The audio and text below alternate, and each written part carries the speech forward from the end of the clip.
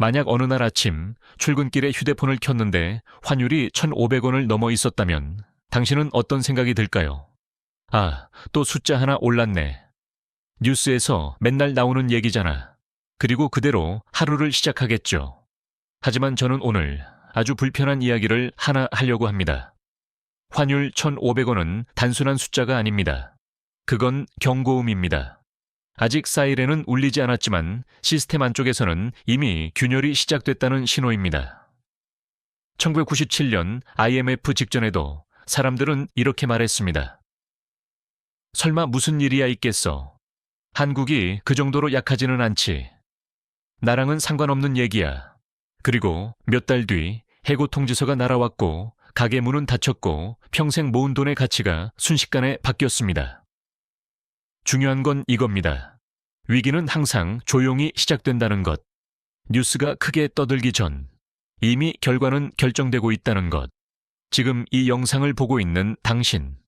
25살이든 35살이든 회사원일 수도 있고 막 사회생활을 시작했을 수도 있고 이제야 돈의 무게를 실감하고 있을지도 모릅니다. 그래서 오늘 질문은 이것입니다. 환율이 1,500원을 넘으면 한국 사람들에게 정확히 무슨 일이 벌어질까? 그리고 더 중요한 질문 하나. 그 일이 벌어질 때 당신은 준비된 쪽에 있을까? 아니면 이유도 모른 채 휩쓸리는 쪽에 있을까? 이 이야기는 뉴스에 잘 나오지 않습니다. 하지만 당신의 월급, 저축, 미래 선택과 직접 연결된 이야기입니다. 지금부터 숫자 뒤에 숨은 진짜 이야기를 차분하게, 하지만 피하지 않고 하나씩 풀어보겠습니다. 왜 이 이야기가 중요할까요? 환율 1,500원이라는 숫자는 외환시장에 있는 사람들만의 이야기가 아닙니다. 이 숫자는 아주 천천히, 하지만 확실하게 당신의 일상으로 스며듭니다. 월급이 갑자기 깎이지는 않습니다. 내일 당장 회사가 망하지도 않을 수 있습니다. 그래서 더 위험합니다. 환율이 오르면 먼저 기업의 비용이 늘어납니다. 원자재, 에너지, 부품, 소프트웨어. 사용료까지 한국이 외국에서 사오는 거의 모든 것이 비싸집니다. 기업은 두 가지 중 하나를 선택합니다. 가격을 올리거나 사람을 줄이거나. 이 과정은 뉴스 헤드라인처럼 극적이지 않습니다. 보너스가 사라지고 연봉 인상이 멈추고 계약직부터 조용히 정리됩니다. 그리고 이때 가장 타격을 받는 사람들은 항상 같은 그룹입니다. 25에서 40세, 열심히 일하지만 아직 자산으로 완전히 방어하지 못한 사람들. 나는 투자 안 하니까 괜찮아. 나는 월급 받는 사람이니까 상관없어. 정말 그럴까요? 당신의 월급은 원화로 들어오고 당신이 사는 물건 중 상당수는 달러 가격을 기준으로 움직입니다. 보이지 않게 당신의 구매력은 조금씩 깎이고 있습니다. 그래서 지금 이 질문을 해야 합니다. 나는 정말 이 변화의 바깥에 있을까? 아니면 이미 안쪽에 들어와 있는데 아직 체감하지 못하고 있는 걸까? 이 영상을 끝까지 봐야 하는 이유는 단 하나입니다. 이건 예측의 문제가 아니라 구조의 문제이기 때문입니다. 다음으로 뉴스에서는 잘 설명해주지 않는 환율 뒤에 숨은 작동 원리를 아주 쉽게 풀어보겠습니다.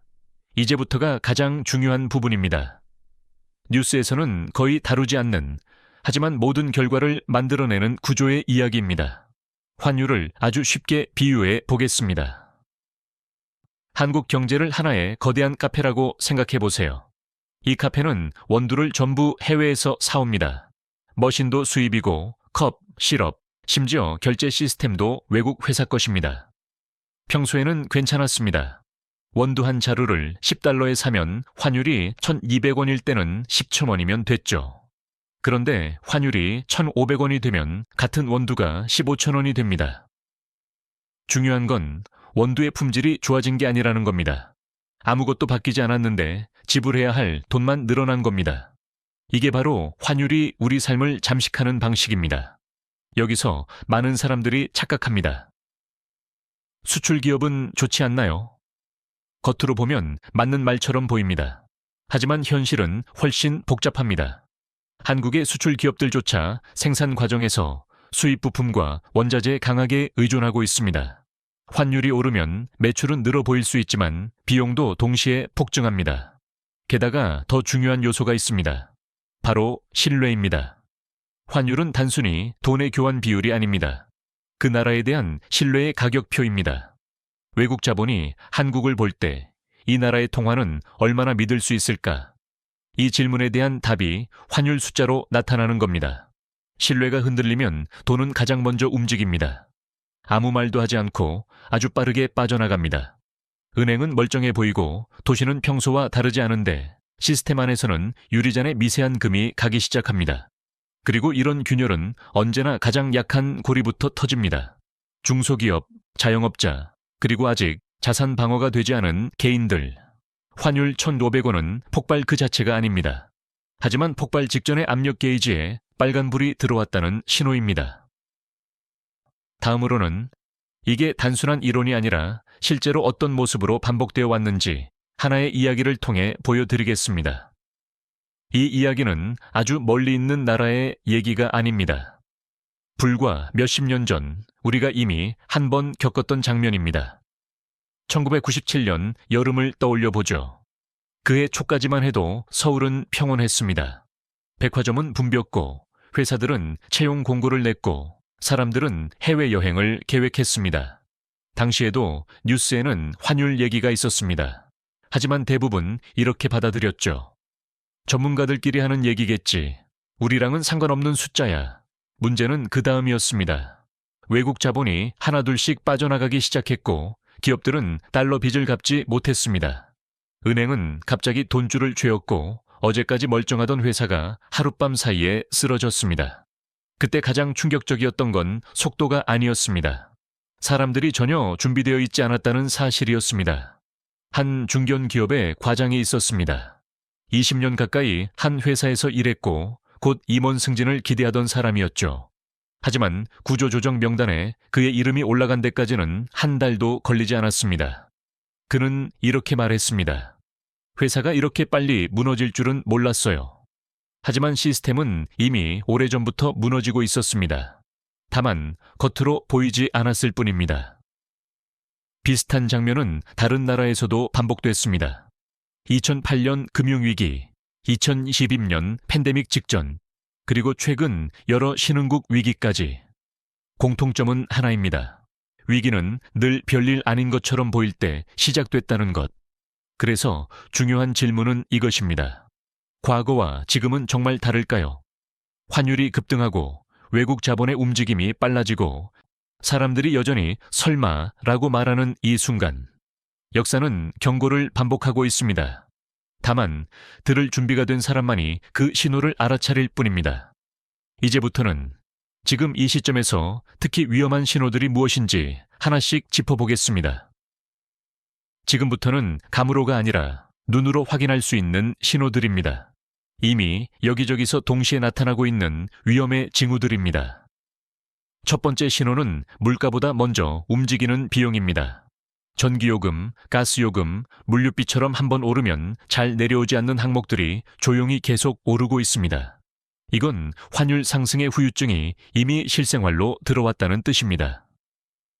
두 번째 신호는 기업들의 말이 바뀌는 순간입니다. 투자를 확대하겠습니다. 라는 말 대신 불확실성에 대비하겠습니다. 보수적으로 운영하겠습니다. 라는 표현이 실적 발표와 인터뷰에 늘어나기 시작합니다. 이 말은 곧 채용 축소와 비용 절감의 예고편입니다. 세 번째 신호는 대출 조건이 눈에 띄게 까다로워지는 것입니다. 금리가 조금 오르는 게 아니라 아예 대출이 잘 안 나옵니다. 은행은 숫자보다 먼저 위험을 감지하는 곳이기 때문입니다. 네 번째 신호는 환율 뉴스가 점점 무감각해지는 현상입니다. 처음엔 모두가 놀라다가 어느 순간 또 올랐네로 끝납니다. 이게 가장 위험한 단계입니다. 시장은 이미 비정상을 일상으로 받아들이고 있다는 뜻이니까요.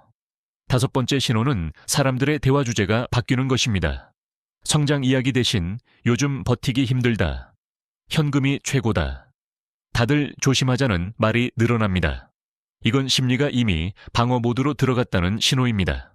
이 다섯 가지가 동시에 보인다면 그건 공포가 아니라 판단의 순간입니다. 다음으로는 이런 신호 속에서도 많은 사람들이 왜 잘못된 선택을 하는지 가장 위험한 착각들을 정면으로 이야기해 보겠습니다. 이 지점에서 사람들은 비슷한 말을 하기 시작합니다.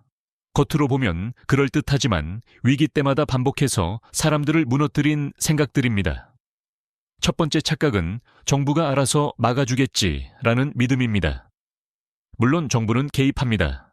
하지만 문제는 타이밍입니다. 대부분의 정책은 이미 많은 사람이 다친 뒤에 나옵니다. 구조를 살리는 것과 개인을 살리는 것은 전혀 다른 문제이기 때문입니다. 두 번째 착각은 이번엔 예전이랑 달라라는 생각입니다. 기술이 발전했고 정보도 빠르고 한국은 선진국이니까 괜찮다는 말. 하지만 위기의 형태는 바뀌어도 사람들의 행동은 거의 바뀌지 않습니다. 과도한 낙관, 뒤늦은 공포, 그리고 똑같은 실수. 세 번째 착각은 나는 월급쟁이라 안전하다는 믿음입니다. 하지만 월급은 가장 늦게 오르고 가장 빨리 가치가 깎입니다. 회사 입장에서는 고정비이기 때문입니다. 네 번째 착각은 지금은 아무것도 안 하는 게 최선이라는 생각입니다. 아무것도 안 하는 것도 하나의 선택입니다. 그리고 많은 경우 가장 비싼 선택이 됩니다. 이 착각들의 공통점은 하나입니다. 환경을 바꿀 수 없으니 생각을 멈춰버린다는 것. 하지만 위기에서 가장 위험한 사람은 정보가 없는 사람이 아니라 생각하지 않는 사람입니다. 이제부터는 공포가 아니라 방향의 이야기를 하겠습니다. 지금 같은 환경에서 살아남는 사람들이 공통으로 선택하는 아주 단순한 전략들입니다. 지금부터 말씀드리는 건 비밀 전략도 고급 투자 기법도 아닙니다. 위기 때마다 끝까지 살아남은 사람들이 공통으로 지켜온 기본들입니다. 첫 번째 전략은 현금을 지키는 방식부터 바꾸는 것입니다. 현금을 많이 들고 있으라는 말이 아닙니다. 한 곳에만 두지 말라는 뜻입니다. 모든 돈이 원화 하나에만 묶여 있다면 그건 안전이 아니라 집중 리스크입니다. 통화, 자산, 사용 목적을 나눠 충격이 한 번에 오지 않게 만드는 것. 이게 첫 번째 방어선입니다. 두 번째 전략은 환율에 덜 흔들리는 능력을 만드는 것입니다. 많은 사람들이 자산 이야기만 하지만 위기에서 가장 오래 남는 건 능력입니다. 대체하기 어려운 기술, 외국어, 데이터, 자동화처럼 환경이 바뀌어도 수요가 사라지지 않는 것들. 이건 위기보험과 같습니다. 눈에 보이지 않지만 가장 확실하게 작동합니다. 세 번째 전략은 시간의 관점을 바꾸는 것입니다. 단기 뉴스에 반응하는 사람들과 구조를 보는 사람들의 차이는 여기서 갈립니다. 환율 1,500원은 파도의 크기가 아니라 조류의 방향입니다. 방향을 읽는 사람은 흔들리지 않습니다. 그들은 군중과 다른 위치에 서서 같은 사건을 전혀 다른 결과로 바꿉니다.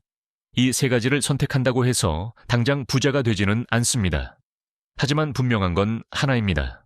아무 준비 없이 휩쓸리는 쪽과는 완전히 다른 길에 서게 됩니다. 마지막으로 이 모든 이야기를 하나로 묶는 가장 중요한 장면을 함께 그려보겠습니다. 폭풍이 몰아칠 때 모든 배가 같은 방향으로 움직이지는 않습니다. 어떤 배는 파도에 휩쓸리고 어떤 배는 방향을 잃고 맴돕니다. 그리고 소수의 배만이 이미 지도를 펴고 조용히 항로를 바꿉니다. 환율 1,500원은 공포의 숫자가 아닙니다. 선택의 갈림길입니다. 아직 모든 것이 무너지지 않았기에 지금은 생각할 시간이 있습니다. 위기 속에서 사람들을 갈라놓는 건 돈의 많고 적음이 아닙니다. 지금 무슨 일이 벌어지고 있는지를 이해하고 있느냐입니다. 이 영상을 여기까지 본 당신은 이미 다수의 흐름에서 한 발짝 벗어나 있습니다. 모두가 숫자만 보고 있을 때 당신은 구조를 보려고 했기 때문입니다. 앞으로도 뉴스의 숫자만 전하지 않겠습니다. 그 숫자가 만들어내는 선택의 순간을 이야기하겠습니다. 지금 당장 큰 결정을 내릴 필요는 없습니다. 다만 한 가지만 스스로에게 약속해보세요.